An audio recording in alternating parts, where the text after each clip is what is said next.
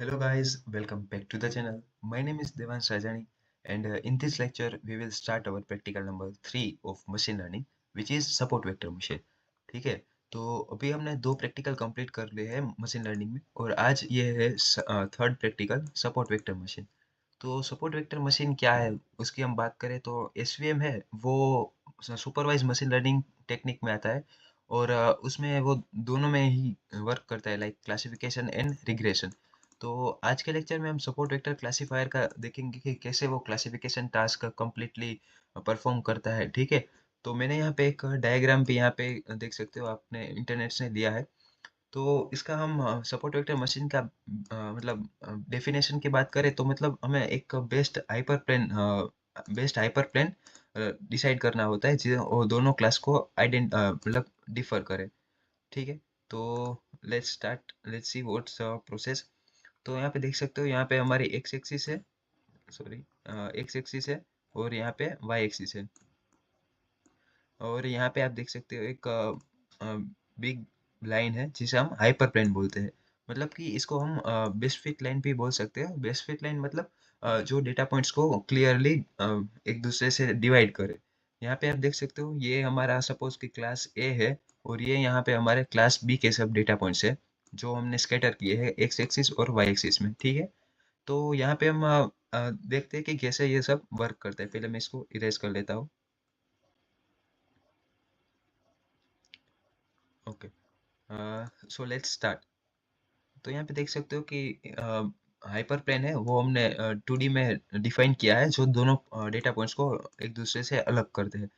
हमें यहाँ पे सपोर्ट वेक्टर मशीन में ऐसा हाइपर प्लेन आइडेंटिफाई करना होता है like this one and this one. तो ये दोनों है, ये हाइपर प्लेन है। एक ये वाला पॉजिटिव हाइपर प्लेन है, यहाँ पे आप देख सकते हो, और ये है नेगेटिव हाइपर प्लेन। मतलब अगर ये आप समझो कि सॉरी,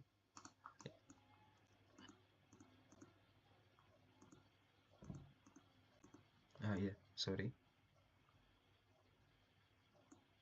हाँ, तो यहाँ पे आप देख सकते हो एक बेस्ट फिट लाइन है और यहाँ पे पॉजिटिव और नेगेटिव हाइपर प्लेन है। हाइपर प्लेन के लिए फाइंड आउट करने के लिए सपोज ये बेस्ट फिट लाइन का इक्वेशन हमें पता है कि M Y is equals to M X plus C होता है। तो ठीक है, तो Y is equals to M X plus C ये होता है कोई भी स्ट्रेट लाइन का इक्वेशन। ठीक है, तो हम कहीं पे भी देखेंगे कि इंटरनेट पर या तो ये लोग ऐसे भी देते हैं X plus B Y plus C equals to zero. तो ये दोनों आप सोचेंगे कि ये दोनों इक्वेशन सेम है या फिर डिफरेंट, तो मैं आपको बता देता हूँ कि ये दोनों इक्वेशन एकदम सिमिलर है। क्यों, तो हम देखें तो यहाँ पे सपोज कि हमें यहाँ पे y है तो इसको यहाँ पे y को हम मेन ऑब्जेक्ट बनाते हैं। तो B Y is equals to minus A x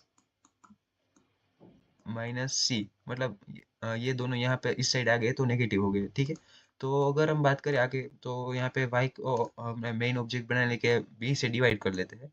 तो y is equals to minus of A divide by B X plus minus of C by B. ठीक है, तो यहाँ पे आप देख सकते हो ये हमारा हो गया स्लोप मतलब कि m और ये हो गया हमारा कांस्टेंट मतलब कि c। ठीक है, तो ये दोनों इक्वेशन सेम ही है। ये हमारा बेस्ट फिट लाइन के लिए है। यहाँ पे आप देख सकते हो जो जस्ट सेकंड, यस, तो यहाँ पे देख सकते हो ये बेस्ट फिट लाइन है। इसका इक्वेशन ये होता है y equals to M X plus C. तो सपोज का मतलब आप सोचेंगे कि ये कैसे आया पॉजिटिव और नेगेटिव। तो इसके लिए हम एज्यूम कर लेते हैं कि हमारा लाइन का इक्वेशन है 3x plus 3y equals to 4। ठीक है, तो मतलब इसको यहाँ पे इस साइड ले आएंगे हम 4 को, तो मतलब ये मैं एक is equals to plus 4 equals to 0 कर देता हूँ। ठीक है, ये हमारा इक्वेशन है लाइन का। तो अभी हम यहाँ पे क्या करेंगे, हम सिंपली इसमें वैल्यू पुट करते हैं। सपोज कि ये कोई पॉइंट है यहाँ पे देख सकते हो, सॉरी वाइट कलर में। सपोज कि कोई पॉइंट है 4,4। तो यहाँ पे हम एक्स की जगह पे 4 और वाई की जगह पे 4 रखे तो 3x मतलब यहाँ पे 4 यहाँ पे पुट डाउन करते हैं तो यहाँ पे आएगा 12 प्लस यहाँ पे 4 पुट करते हैं तो 12 प्लस 4। तो मतलब ये 28 हो चुका है। मतलब वो ग्रेटर देन इक्वल टू 0 है।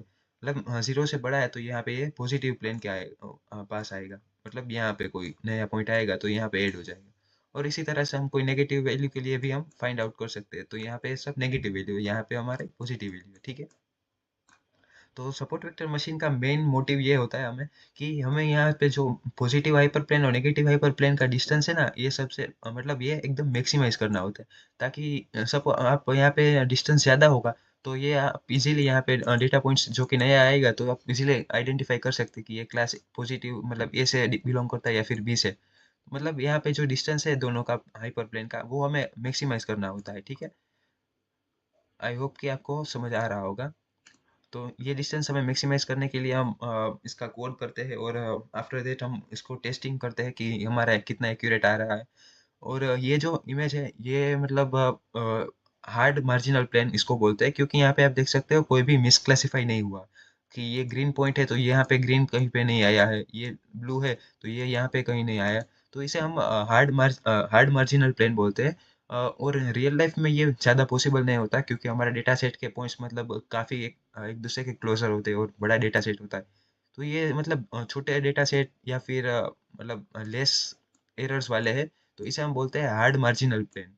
और ये मतलब बेस्ट सेपरेटेड होता है और ये रियल लाइफ में इतना ज़्यादा हमें नहीं देखने को मिलता है। तो हम जो हम देखते हैं रियल वर्ल्ड में वो बिग डेटा होता है तो वो उसके उसमें एरर होती है, मतलब मिसक्लासिफाइड होता हुआ डेटा, तो उसे हम सॉफ्ट मार्जिनल प्लेन बोलते हैं, ठीक है। आई होप कि इतना तक आपको सब मतलब इंट्यूशन वो समझ आ गया होगा। तो आगे हम कोड करके देखेंगे, हमारा एक डेटा सेट लेंगे क्लासिफिकेशन के लिए, मतलब वो बाइनरी क्लासिफिकेशन के लिए डेटा लेंगे और देखेंगे कि वो कैसे क्लासिफाई होता है इन दोनों में, ठीक है। और यहाँ पे जो हाइपर प्लेन से जो नज़दीक के होते हैं डेटा पॉइंट्स, जिसे हम बोलते हैं सपोर्ट वेक्टर्स, मतलब उसके हिसाब से ही हम यहाँ पे दोनों हाइपर प्लेन बनाते हैं इस तरह से। हाँ ठीक है। तो अब ये हुआ हमारा इंट्यूशन पार्ट, और अब हम नेक्स्ट देखेंगे कि हम इसको कैसे कोड कर सकते हैं।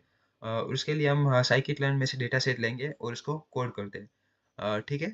अगर आपको कुछ इसमें ना समझ आए तो आप कमेंट करके भी बता सकते हैं। और अब हम देखते हैं कि एसवीसी मतलब कि सपोर्ट वेक्टर क्लासिफायर कैसे कोड होता है, ठीक है। तो चलिए अब चलते हैं कोडिंग स्क्रीन पे। ओके गाइस, तो मैं यहाँ पे मेरी कोडिंग स्क्रीन पे आ चुका हूँ, मैंने खोला ओपन कर लिया है। तो यहाँ से मैं एक न्यू नोटबुक बनाऊंगा मेरे एसवीएम क्लासिफिकेशन के लिए, कोड के लिए, ठीक है। तो यहाँ पे न्यू नोटबुक पे मैंने क्लिक किया है और यहाँ पे देख सकते हो नई नोटबुक क्रिएट हो गई। तो पहले एज यूजुअल मैंने आपको सिखाया कि पहले यहाँ पे रीनेम करना चाहिए एसवीसी प्रैक्टिकल 3, ओके। और यहाँ पे हमें रन टाइम कनेक्ट कर लेना है, ठीक है।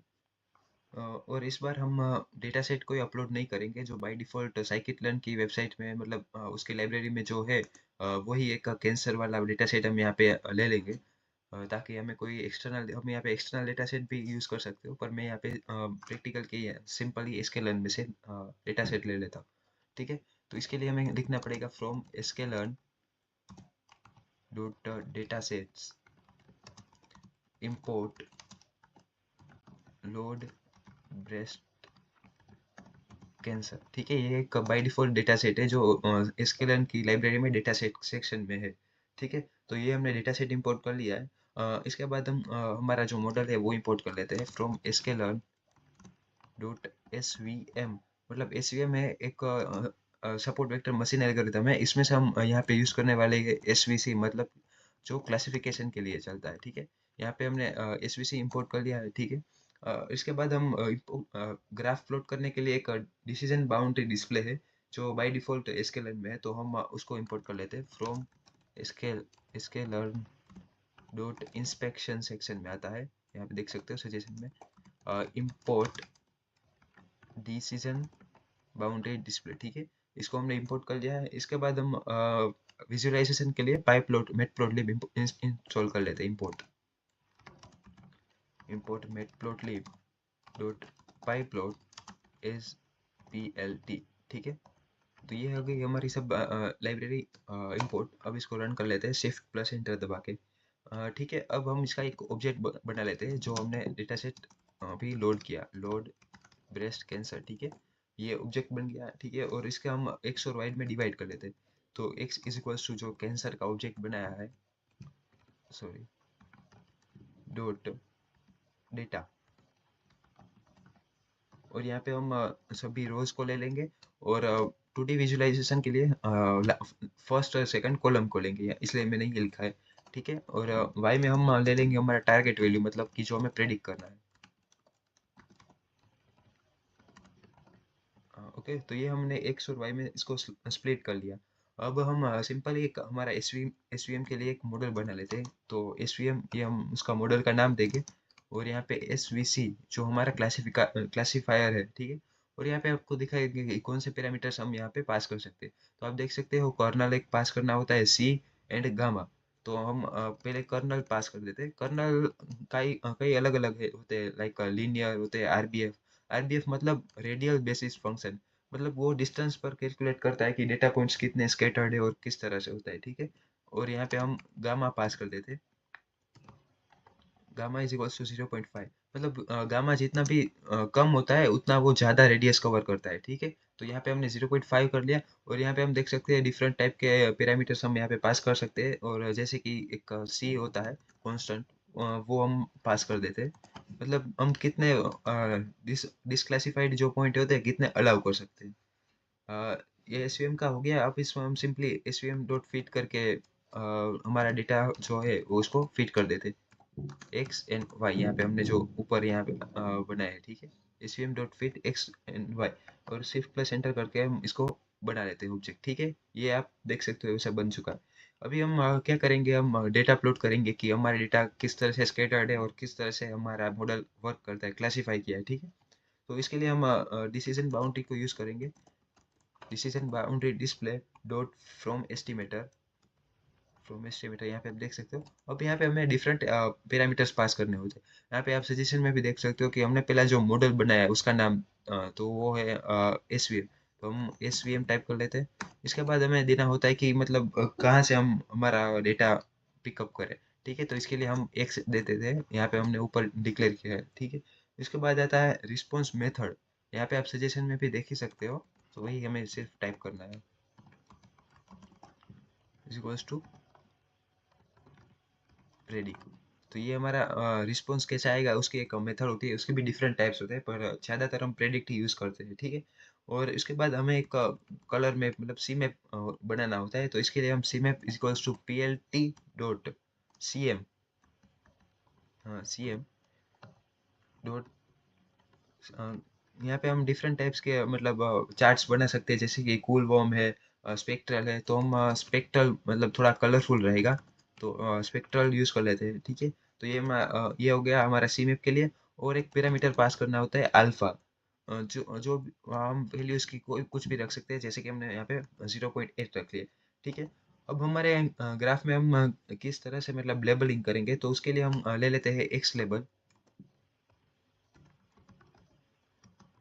उसमें हम पहले हमारा जो डेटा सेट है उसको ले लेंगे, और उसके जो फीचर्स है, मतलब कि फीचर अंडरस्कोर नेम्स, इसमें से मतलब जो फर्स्ट होगा, फर्स्ट फीचर वो हम ले लेते हैं, मतलब जीरो मतलब फर्स्ट।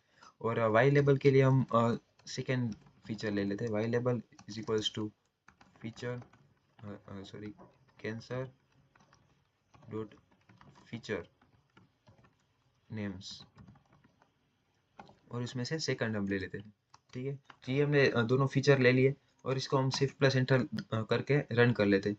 तो आप देख सकते हो कि कुछ इस तरह से हमारा डेटा पॉइंट्स हो गए, और इस तरह से उसने बाउंड्री बनाई है, ठीक है। तो इसके हम डेटा पॉइंट्स कैटर करके देखना चाहे तो हम देख सकते हैं। तो ये हमारा हो गया सिर्फ मतलब फीचर किस तरह से हमने प्लॉट किया ग्राफ। अब हम इसमें डेटा पॉइंट्स शो करेंगे। तो इसके लिए आप मतलब नेक्स्ट सेल में देख लेते हैं, ठीक है। इसके लिए हमें करना पड़ेगा P L T dot scatter, मतलब हम डेटा पॉइंट्स को स्केटर करेंगे। उसमें हम लेंगे सभी, सॉरी, सभी रो एंड जीरो मतलब फर्स्ट कॉलम। और उसमें हमें वाई भी देना पड़ेगा, जो होगा एक्स सभी रो और फर्स्ट कॉलम, ठीक है। और इसमें हमें पैरामीटर्स भी पास करने होते हैं, जैसे कि सी। तो ये हम वाई के अकॉर्डिंग ले लेते हैं। और उसमें आता है एक एस पैरामीटर, मतलब हाउ मेनी पॉइंट्स। तो एस इक्वल्स टू 20 पॉइंट्स ले लेते हैं। और मतलब कलरिंग के लिए हम एज कलर्स ले लेते हैं, एज कलर्स इक्वल्स टू के। आई होप कि इतना सब समझ में आ गया होगा। अब इसमें शो करने के लिए P L T dot show method, और यहाँ पे हमने रन किया है, तो ये सब डेटा सेट से डेटा पॉइंट्स को देख सकते हो यहाँ पे।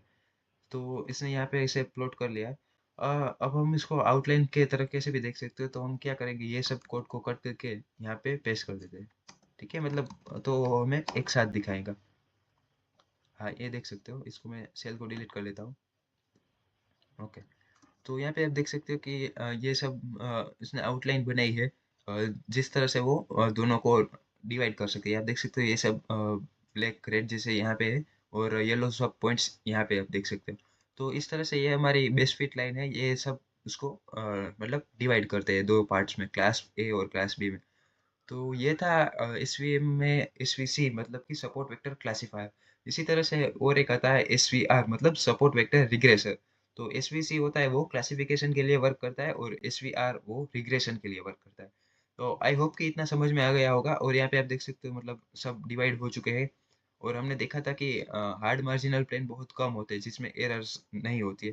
तो इसको हम बोलते हैं सॉफ्ट मार्जिनल प्लेन। मतलब यहाँ पे आप देख सकते हो ये रेड जैसे ब्लू जैसे पॉइंट है ये यहाँ पे आ गए हैं, येलो पॉइंट है ये यहाँ पे आ गए। तो ये होता है एसवीएम का वर्क, और इसमें एसवीसी का वर्क। आई होप कि आपको समझ में आ गया होगा। अगर आपको समझ में आ गया होगा तो प्लीज़ वीडियो को लाइक कीजिए, शेयर कीजिए और सब्सक्राइब कीजिए। अपने दोस्तों को भी बोलिए कि मशीन लर्निंग पढ़ना हो तो यहाँ से हम पढ़ सकते हैं। ठीक है, I hope you enjoy this video. So we will meet in next video. Till then, goodbye and thank you so much.